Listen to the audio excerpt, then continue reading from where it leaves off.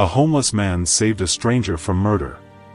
That stranger was worth $7 billion, and now her family wants him dead.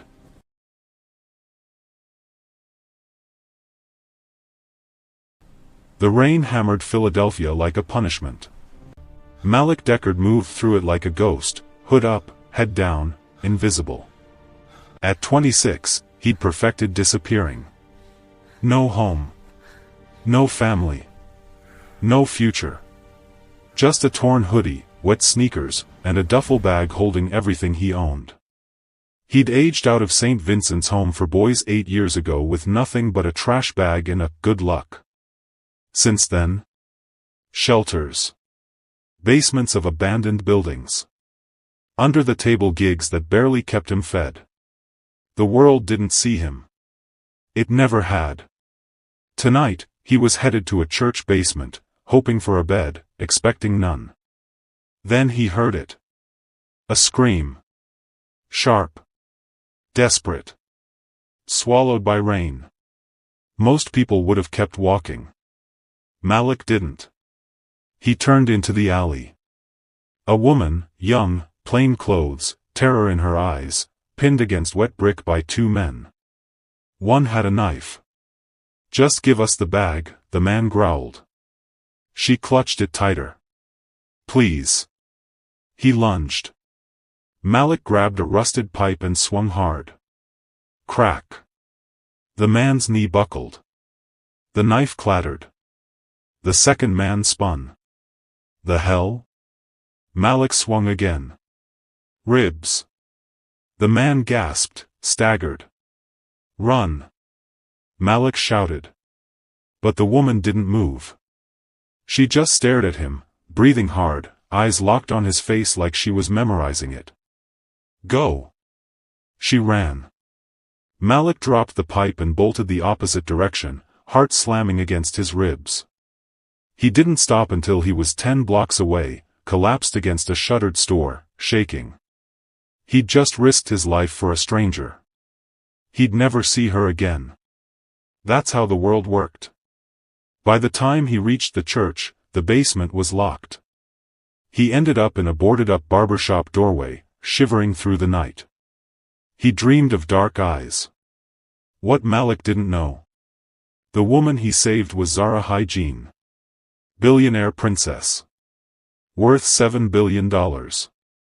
And she was about to turn his invisible life into a battlefield. Zara Hygiene had never been saved before. She'd been protected, yes.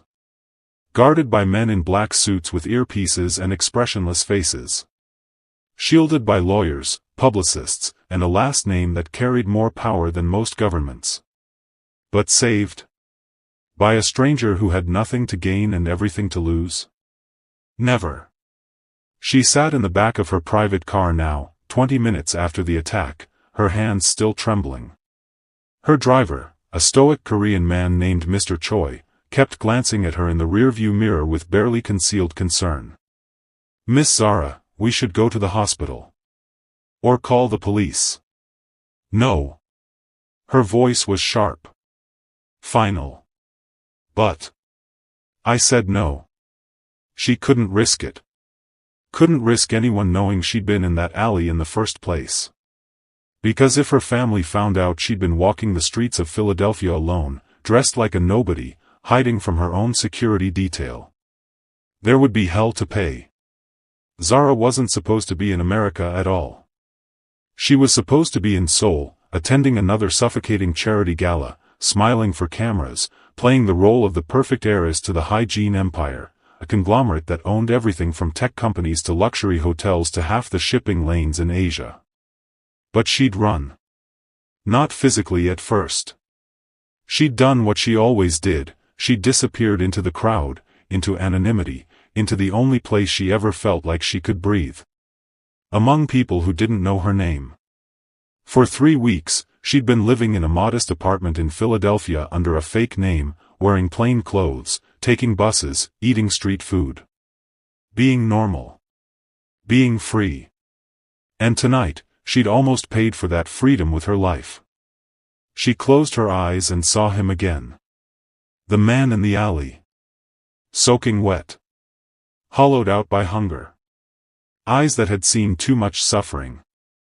But he'd swung that pipe like he was protecting something sacred. He didn't know who she was. He didn't want anything from her. He just helped. Find him, Zara said quietly. Mr. Choi's eyes snapped to the mirror. Miss? The man who saved me. Find him.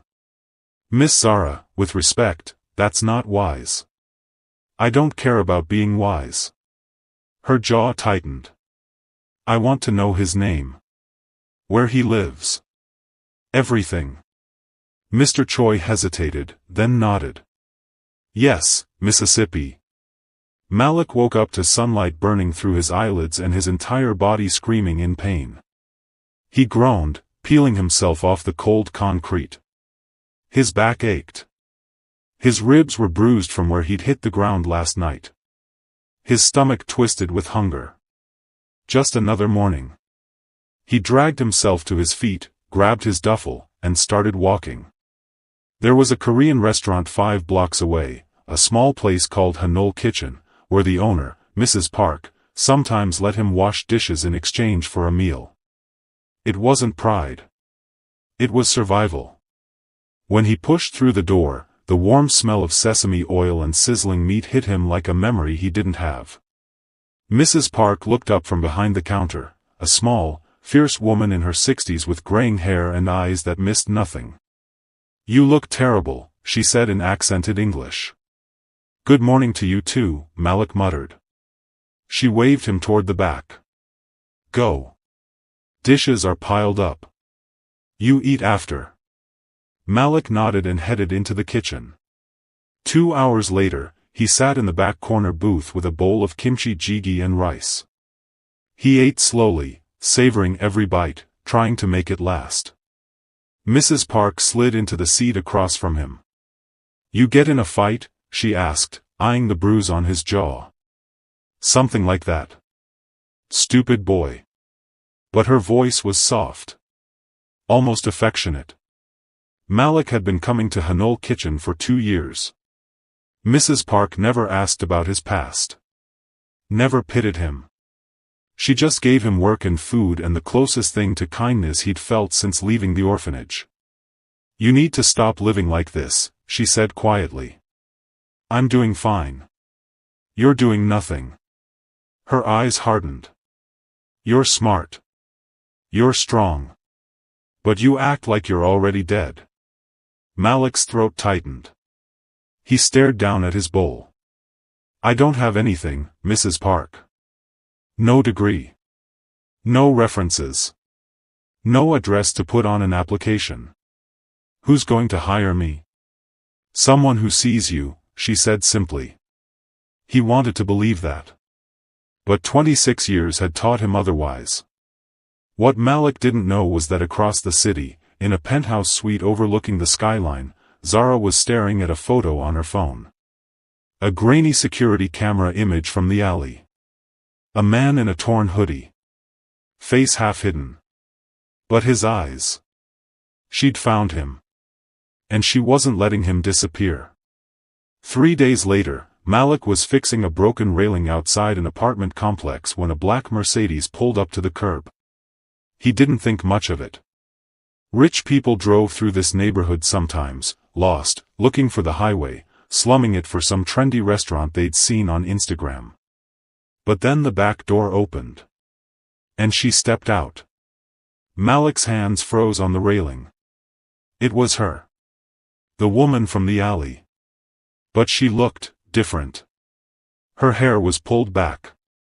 She wore a long cream coat that probably cost more than he'd made in his entire life.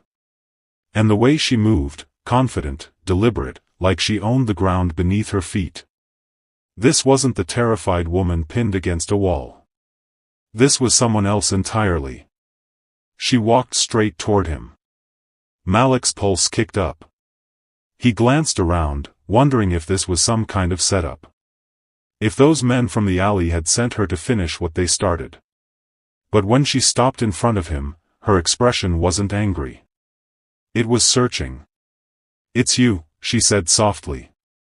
Malik straightened, trying to read her face. Do I know you? You saved my life 3 nights ago. His stomach dropped.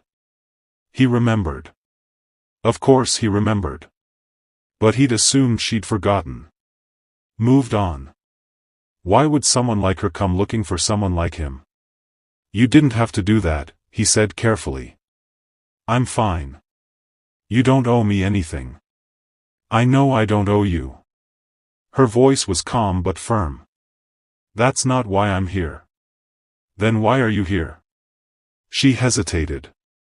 For just a second, something vulnerable flickered across her face.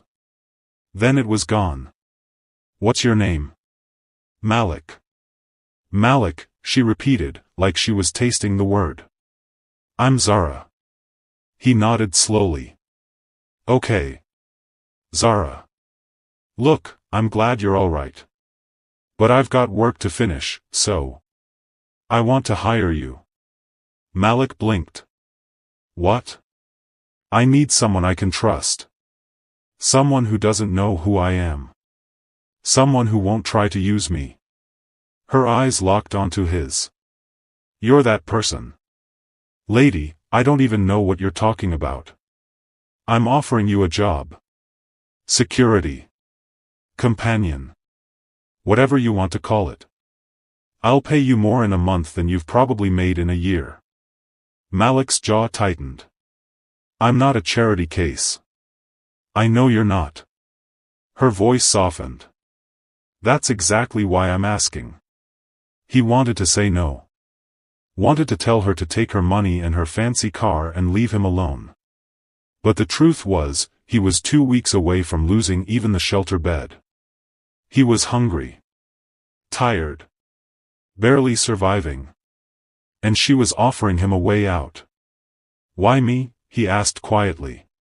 You could hire anyone. Zara's expression shifted, something raw and honest breaking through. Because when you saved me, you didn't ask my name. You didn't ask for money. You didn't even ask if I was okay afterward. You just did it. And then you disappeared.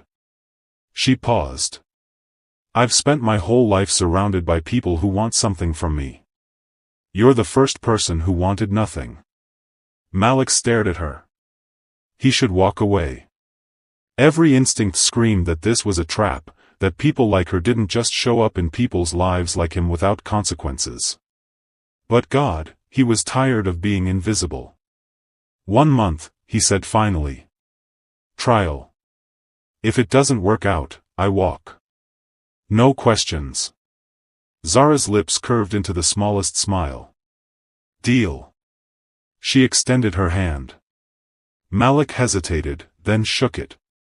Her grip was firm. Warm. And in that moment, neither of them realized they'd just lit a fuse that would burn down everything.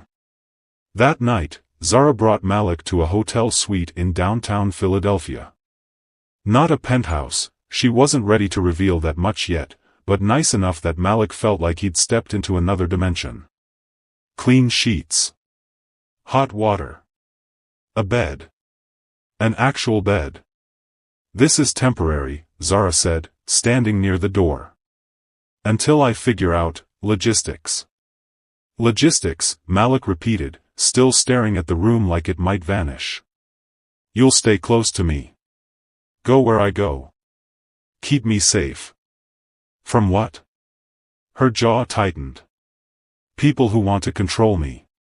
People who think they own me. Malik turned to face her. Who are you, really? Zara met his gaze. For a long moment, she said nothing. Then, quietly, someone who's running out of places to hide. Before Malik could respond, her phone buzzed. She glanced at the screen, and her entire body went rigid. What's wrong? I have to go. She moved toward the door, her voice clipped. Stay here. Don't open the door for anyone. I'll be back in a few hours. Zara. But she was already gone. Malik stood alone in the suite, heart pounding. He didn't know who she was running from. But he had a feeling he was about to find out. What Malik didn't know, what Zara couldn't tell him yet, was that her family had just discovered she was in America. And they were sending someone to bring her home. By force, if necessary. Zara didn't come back in a few hours. She came back at 3 in the morning, and she looked like she'd been through a war. Malik had been pacing the suite for the last 6 hours, debating whether to leave, whether to call someone, except he didn't have anyone to call. When the door finally clicked open, he spun around. Zara stood in the doorway, coat gone, hair disheveled, a cut above her eyebrow that had bled down the side of her face. Jesus, Malik crossed the room in 3 strides. What happened? I'm fine. You're bleeding. I said I'm fine. But her hands were shaking. Malik guided her to the couch, ignoring her protests. He grabbed a towel from the bathroom, wet it, and gently pressed it to the cut. She flinched but didn't pull away. Who did this? His voice was low. Dangerous. My brother. The words came out flat. Emotionless. Malik froze. Your brother did this to you? Not directly. He sent people. To remind me that I don't get to just disappear. She closed her eyes. My family doesn't have freedom, Malik. They have control. Then why go back? Why not just stay here? Zara laughed bitterly. You don't understand. My family isn't just wealthy. They're untouchable. My father owns politicians. Judges. Entire industries. If I run, they'll find me. If I hide, they'll drag me out. And anyone who helps me? She looked at him, and for the first time, he saw real fear in her eyes. They'll destroy them. Malik's jaw tightened. So what are you saying?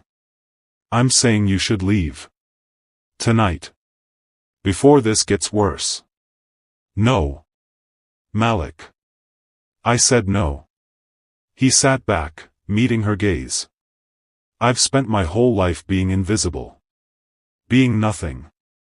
You're the first person who looked at me like I mattered. So no, I'm not walking away. Zara stared at him, something breaking open in her expression. You don't know what you're signing up for. Then tell me. She was quiet for a long moment. Then, slowly, she began to speak. My full name is Zara Hygiene Park. My father is Daniel Park, CEO of Hanjin Global. My family is worth $7 billion. I'm the only daughter. The heir. Her voice dropped. And I'm supposed to marry a man I've never loved to merge 2 empires. Malik's breath caught. His name is Juno Kwan. Son of another Chaebol family. Cold. Cruel. My father arranged it when I was 16. I've been trying to escape it ever since. She looked down at her hands. 3 weeks ago, I ran. I came here. I thought if I could just be normal, even for a little while, I could figure out how to break free. And now? Now they know where I am. And they're coming to take me back. Malik processed this.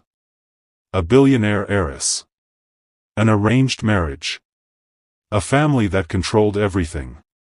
He should have been terrified. But all he felt was anger. What if you didn't go back? He asked. Zara shook her head. It's not that simple. Why not? Because they'll come after you. After anyone I care about. That's how they operate. Let them. She looked at him like he'd lost his mind. You don't mean that. I've been beaten. Starved. Forgotten. I've survived worse than rich people in suits. He leaned forward. You want to be free? Then stop running. Stop hiding. Fight back. With what? I have money, but they have power. Real power. Then we build our own. Zara stared at him, something shifting in her eyes, hope, fragile and dangerous. Before she could respond, her phone buzzed. She glanced at it, and her face went pale. What? They're here. In Philadelphia. My brother. His security team. Her voice cracked. They're tracking my phone. Malik grabbed the phone and threw it across the room. It shattered against the wall. Then we leave. Now. Where? Anywhere but here. They left the hotel through the service entrance, moving fast through back alleys and side streets. Zara had pulled a baseball cap low over her face. Malik kept his hood up, scanning every shadow. There's a place, he said. A friend. She might help. Who? Mrs. Park. Owns a restaurant. She's a good person. 20 minutes later, they were standing outside Hanul kitchen. It was closed, dark. But Malik pounded on the back door until a light flicked on inside. Mrs. Park opened the door, took one look at them, and sighed. Stupid boy. What did you do? I need help. Mrs. Park's eyes shifted to Zara, and something changed in her expression. Recognition. Shock. You. Mrs. Park breathed. You're the hygiene girl. Zara's eyes widened. How do you? I'm Korean. I watch the news. Mrs. Park stepped aside. Get in. Both of you. Now. They stumbled inside. Mrs. Park locked the door, pulled the shades, and turned to face them. Do you have any idea how dangerous this is? Yes, Zara said quietly. Mrs. Park looked between them, this broken orphan boy and this runaway heiress, and shook her head. You're going to get each other killed. Or we're going to save each other, Malik said. Mrs. Park stared at him for a long time. Then she sighed again. You can stay tonight. Tomorrow, you figure out what happens next. That night, Malik and Zara sat in the back room of the restaurant, surrounded by boxes of dried noodles and rice sacks. Thank you, Zara said softly. For not leaving. Thank you for seeing me. Their eyes met. And for the first time in both their lives, neither of them felt invisible. Outside, a black SUV pulled up across the street. Inside, a man in a tailored suit made a phone call. I found her. They came at dawn. Malik woke to the sound of shattering glass. He bolted upright, heart hammering. Zara was already on her feet, eyes wide with panic. They found us. The front door of the restaurant exploded inward. 4 men in black suits stormed in, professional, efficient, emotionless. And behind them, walking with the casual arrogance of someone who'd never been told no, was a man in his early 30s. Tall. Sharp suit. Cold eyes. Zara's brother. Hello, sister, he said in perfect English, though his accent carried the weight of Seoul. Did you really think you could hide in a kitchen? Min-jun, please. Please. He laughed, bitter and sharp. You've embarrassed our family. Humiliated father. Run away like a child. And for what? His eyes slid to Malik with pure disgust. For this? Malik stepped forward, fists clenched. Get out. Min-jun's smile was venomous. Brave. Stupid. But brave. He nodded to his men. Grab her. 2 of them moved toward Zara. Malik threw himself between them. The first punch caught him in the ribs, hard, professional. The air exploded from his lungs. The second hit his jaw, snapping his head back. He tasted blood. But he didn't go down. He swung wildly, connecting with one man's face. Grabbed another by the collar and slammed him into the wall. Malik, stop. Zara screamed. But he couldn't stop. Wouldn't stop. Until Minjun pulled a gun. The room went silent. Enough. Minjun's voice was ice. The barrel pointed directly at Malik's chest. Step aside, or I put a bullet in you and tell the police you were trying to kidnap my sister. Malik's breath came in ragged gasps. Blood dripped from his split lip. Zara's voice broke. Don't. Please. He has nothing to do with this. Then come home. Minjun lowered the gun slightly. Now. And I'll let him live. Zara, don't, Malik started. But she was already moving toward her brother. I'll go. Just, leave him alone. Minjun's smile was triumphant. Smart girl. One of the men grabbed Zara's arm, pulling her toward the door. She looked back at Malik, eyes full of tears, full of apology. And then she was gone. Malik collapsed against the wall, breathing hard, everything hurting. Mrs. Park emerged from the back room where she'd been hiding, face pale. They took her. I know. You can't go after her. They'll kill you. Malik's hands curled into fists. I don't care. Stupid boy. She's the only person who ever saw me. His voice cracked. The only one who treated me like I was worth something. I'm not just letting her go. Mrs. Park stared at him for a long moment. Then she pulled out her phone. What are you doing? Calling someone who might be able to help. 30 minutes later, a woman walked into the restaurant. She was Korean American, late 40s, dressed in an expensive blazer with the kind of presence that filled a room. Her eyes were sharp, calculating. You're Malik, she said. Not a question. Who are you? My name is Grace Dawson. I'm a lawyer. And I've been waiting 10 years for someone like you. Malik blinked. I don't understand. Grace sat down across from him. The hygiene family is untouchable in Korea. But here in America? They're vulnerable. And I've been building a case against them for years, corruption, bribery, human trafficking. I just needed someone on the inside. Someone they couldn't buy or threaten. Why would I be that person? Because you have nothing to lose. And because, she paused, her expression softening slightly. Because Zara isn't the only one they've destroyed. She pulled out a folder and slid it across the table. Malik opened it. Inside were documents. Photos. Records. And one name that made his blood run cold. St. Vincent's Home for Boys. What is this? Grace's voice was quiet but steady. The hygiene family donated millions to that orphanage. They used it as a front for labor trafficking, taking older kids, shipping them overseas to work in factories. Your orphanage wasn't underfunded by accident, Malik. It was by design. Malik's hands started shaking. You were supposed to be part of it. But you aged out before they could process you.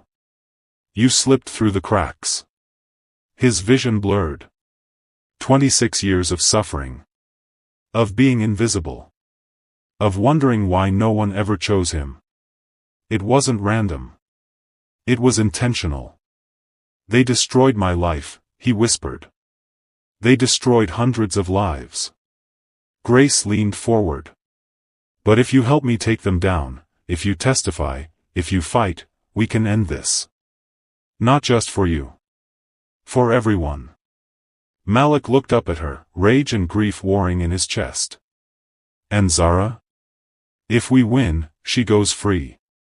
If we lose. Grace didn't finish the sentence. Malik closed the folder.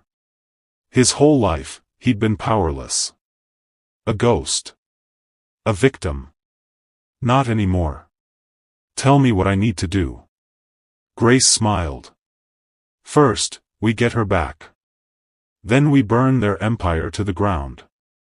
If this twist just hit you in the chest, let me know in the comments.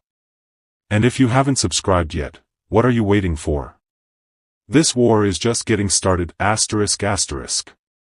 300 miles away, Zara sat in a private jet, hands bound, her brother across from her. You'll marry Juno next month, Min-jun said coldly. And you'll forget that homeless nobody ever existed.